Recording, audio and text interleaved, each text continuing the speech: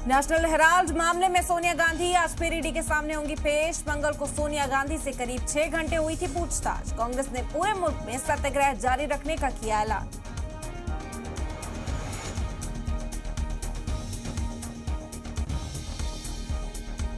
Teacher भर्ती घोटाले में ईडी के रडार पर टीएमसी का एक और लीडर मणिक भट्टाचार्य को पूछताछ के लिए भेजा गया नोटिस। सराय के मुताबिक ईडी के रडार पर कई और लोग।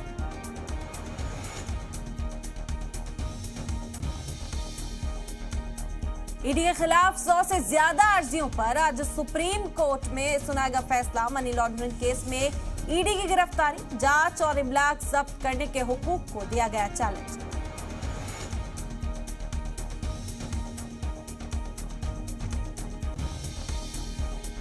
जयपुर में फौज में हनी ट्रैप मामले का इंकशाफ। सीआईटी इंटेलिजेंस ने फौज के जवान शांतिमय राणा को किया गिरफ्तार। 2 खवातीन को सोशल मीडिया के जरिए अपनी रेजिमेंट की जानकारी और वीडियोस भेज रहा था।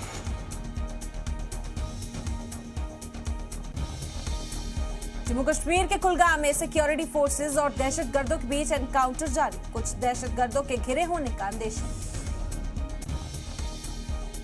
काशी विश्वनाथ मंदिर की सिक्योरिटी में भारी चूक। वीडियो कॉलिंग की एक और तस्वीर सामने आने के बाद मंदिर इंतजामिया में हड़कंप।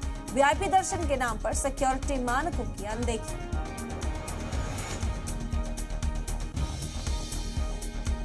शिमाल से लेकर जुनूब तक बारिश का कहर। जोधपुर में 20 सालों का बारिश का रिकॉर्ड टूटा। आंध्र प्रदेश में नदी और झील उफान पर। उत्तराखंड में अगले 5 दिन भारी बारिश का इंतजाम।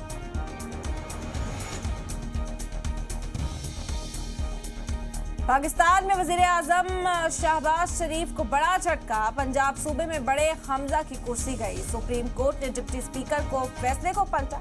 इमरान की आर्मी पार्टी के परवेज ने सीएम ओहदे का लिया हलफ।